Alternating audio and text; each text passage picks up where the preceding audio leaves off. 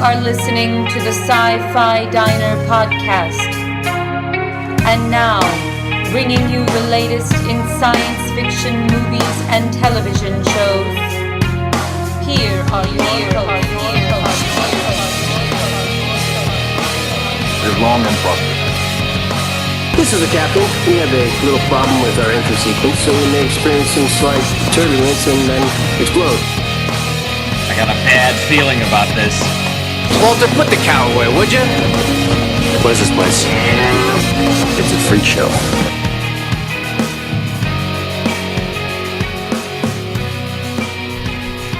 Well, tonight here on the Sci-Fi Diner podcast, this is our listener feedback episode, and we have on the line with us, Miles, a lady that goes by the name Sci-Fi Laura, and she is with a group called the Parsec Awards. You've heard us talk about this if you've been listening to our show long enough, because we were in the running to be, I guess, a finalist last year, right, Miles? We were, yes. Yeah, so Laura, thank you so much for joining us tonight here on the Sci-Fi Diner podcast.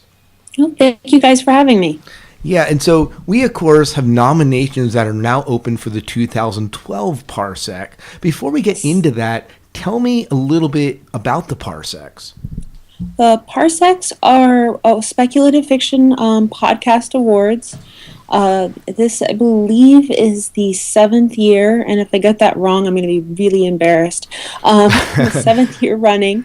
They were originally founded by Mur Lafferty, Tracy Hickman, and Mike Mennenga, to basically, they were looking around at the awards in general that were out there for podcasting when podcasting was really new, and there was nothing specifically for science fiction, fantasy, horror, in general, the broad term that we put on speculative fiction, and they wanted to create awards specifically for that, and thus the Parsec Awards were born, and we've been awarding them at DragonCon ever since.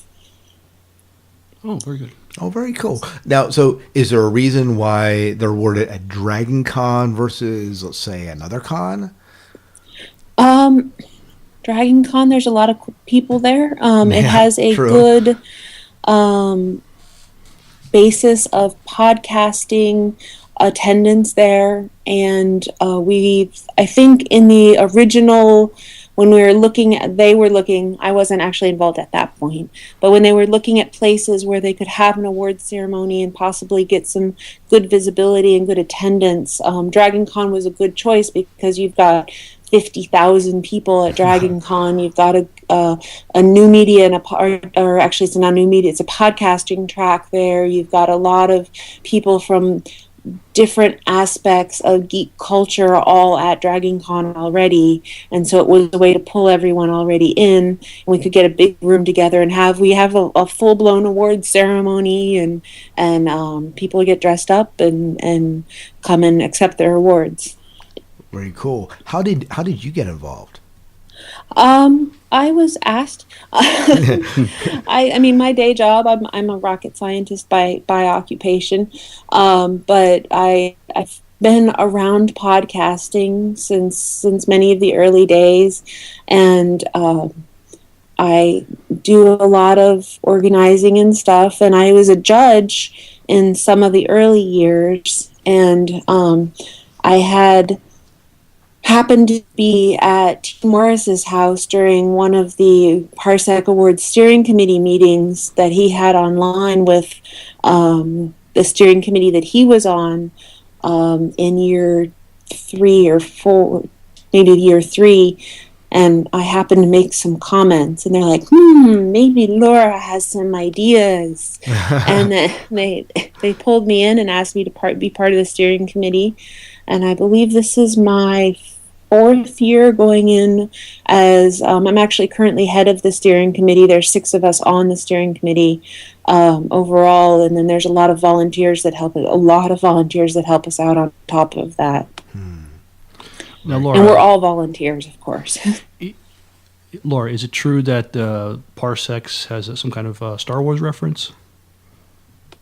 That the name itself? Yes. It's kind of a nod to the Star Wars reference of the Parsec, but also a bit of a reference to things out in the universe, and things looking out and beyond, and things distant and new. So it's not just the Star Wars reference, but that's part of it too.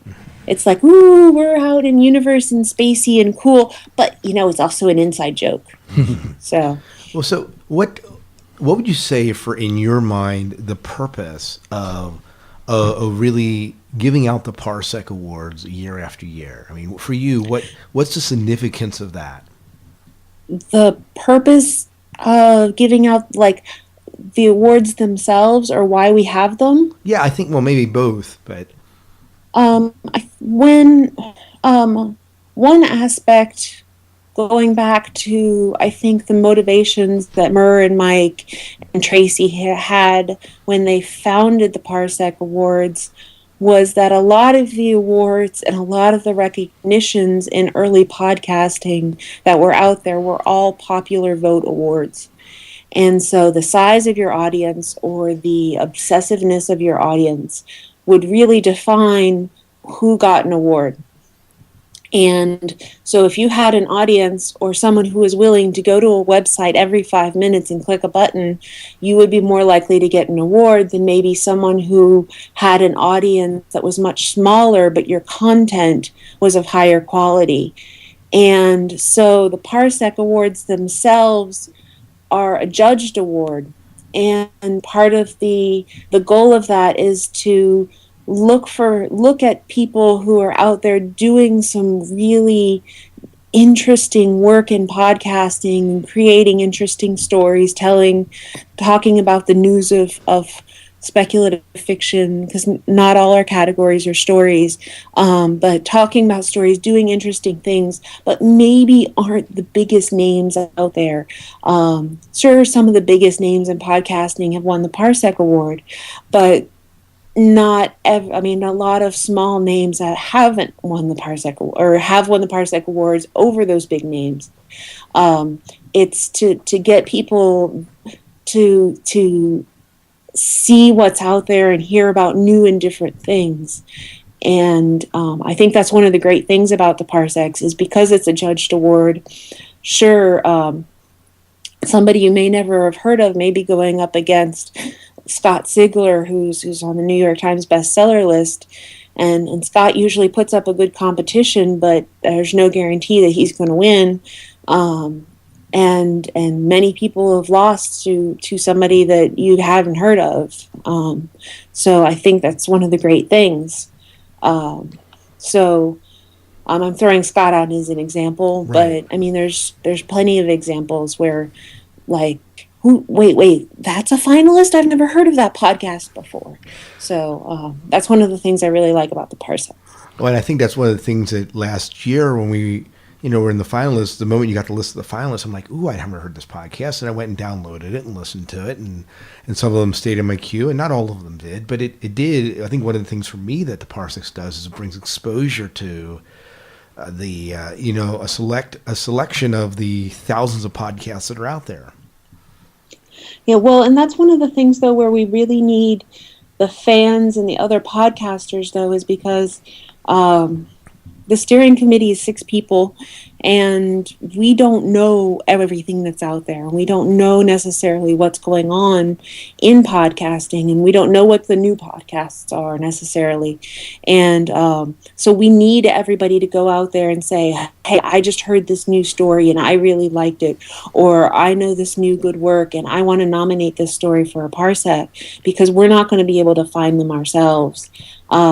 And it's actually not part of our job description, is not to go out and find the podcasts. That's part of the listener's job description, is to tell us what the cool ones are. And then our job description is to narrow them down to the finalists and get all of our judges, the semi-finalist judges and the finalist judges, to narrow them down and to select the winner. Right. But we need the help from everyone to go through that nomination process.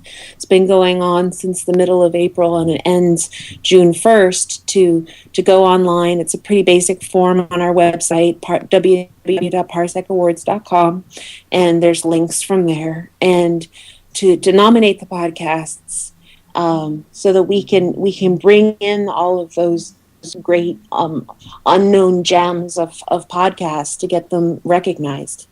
So you're saying that if our listeners are listening to this podcast say, you know what, I know that there's a podcast I just absolutely love and I want to nominate, they can do that and they can actually, show some love to their podcast by nominating them. Yeah. Absolutely. Definitely nominate. Yeah. Because we can't do it for you. I mean, there's only so much we can do. Right. Only so many podcasts we can listen to in a day, right? Yes. What are some give us an idea of some of the categories that they could be nominating some of these podcasts in? Because maybe that'll also jar saying, oh, I know one that would be good in that category. Right. Well, our categories, we actually have 17 different categories. Wow. And they're kind of divided up. About half of them are story-related categories, and half of them are a bit different, kind of diversions from stories. So we kind of have your basic kind of thing. If you know about the Hugos or the Nebulas, where you have a novel, novella, short form, we have that, but we have them also divided up based off of the cast size. So we have a small cast, which may be one or two readers, with short form, novella form, long form, so not different size. And then we have large cast, which may be like 2 or more people presenting the full story. And then we have audio dramas.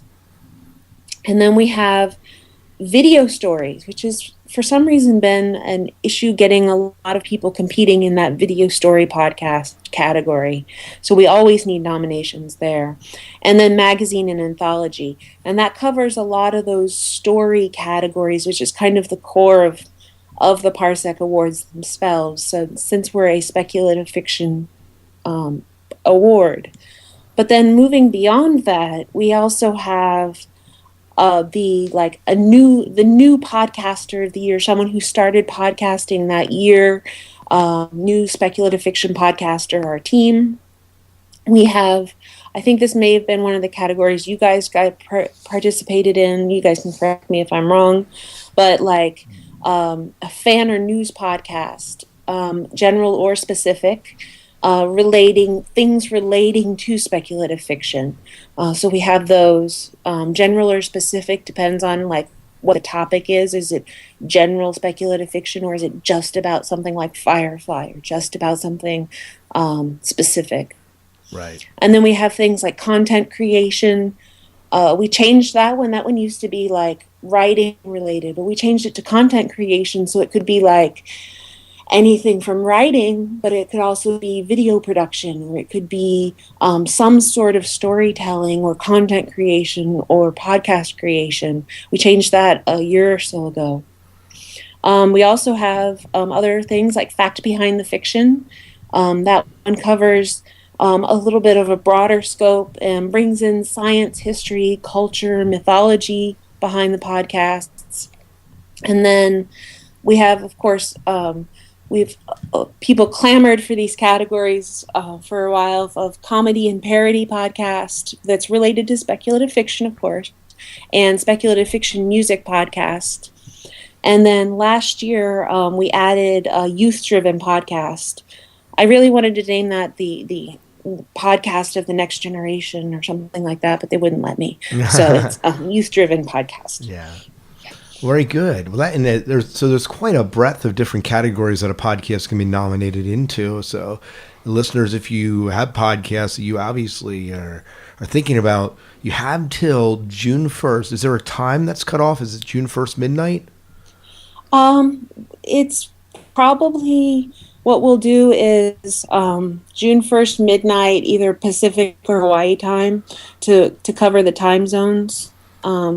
We usually just probably will say June 1st Hawaii time, just to make sure that we've got everybody covered. We usually have a little of wiggle room there just to see if there's any last minute people coming in. But we do cut it off at midnight in a reasonable time zone. Right. On June 1st. Now that does bring up a question. Do you have to be a North American podcast to be part of the Parsec Awards? We have to be English. Okay, so as long as We they had a non-English podcast that we had to judge, and it was a bit of a challenge. yeah. So we did have to add in English. So, but as long as it's in English, it can be from any country in the globe. Yes. Awesome. We've had to ship awards to Australia and Scotland in the past. Very good. So yes. Very good. And so, just as a side thing, my understanding is that you really don't do a lot of podcasting yourself. No. I've been participating in other people's podcasts. I've been guests relating to my day job. I've been voice, but I don't actually podcast myself. Okay. Yeah. Now, obviously, it's probably a conflict of interest, too. Yeah. No one on the steering committee. You can be involved in podcasts, but if you are heavily involved in, like if you have your own podcast or you're heavily involved in a podcast, that podcast is immediately ineligible for a Parsec Award. And that makes sense. So if I decided to be involved or something like that, it's kind of unfair if I got involved in someone's podcast, because then that would kind of pull them out of being eligible. If I have like a guest or something like that, you have to excuse yourselves from conflicts of interest if it relates to judging or something like that. We have rules on all of that to make sure that there aren't any conflicts of interest coming up. Awesome. Well, is there anything else you want to say about the Parsec Awards before we move on to the rest of our show? If anybody has any questions, our email is parsecawards@gmail.com. Again, our website is www.parsecawards.com. The process right now that we're in is the nominations, and then we get a little quiet for a while because we have to listen to all the submissions that everyone sends in for all the audio, and that we have to wait for everybody to send in their submissions, and then we have to listen to them all. So, but we appreciate everyone's support as we go through that whole process. And I appreciate you guys having me on to talk about the Parsecs. And we hope that everybody hurries on and nominates as many podcasts as they can think of before June 1st that they think would be eligible. And before I forget, one last quick thing. The nomination form isn't going to list every single category that I went through. It's going to have a general kind of category, and that's so that the podcast that is nominated picks the category that they're best going to compete in. So you just say, okay, this is going to be a story category just to give us a ballpark. So don't get confused if you go to the website and says, oh, it doesn't say music podcast here, but that's okay, because the podcaster, when they get their nomination email, they'll get to pick where they go nominate, they compete in the nomination process. Awesome. Well, thank you, Lars, so much for coming on the Sci-Fi Diner podcast and chatting about the Parsecs tonight. Well, thank you guys for having me on, and I really appreciate you guys talking about the Parsecs and having me here. Yeah, well, it was good to see you at Balticon this past weekend. Yes, it was good to see you at Balticon and Farpoint in February as well. Yeah, absolutely. And you know what? We're going to have you on to talk about you being a rocket scientist sometime. Rocket science is always fun to talk about. It is. All right. Well, we will keep that for a future episode, Miles. Keep that in mind. Okay. Thanks again for coming on. Night, Laura. No problem.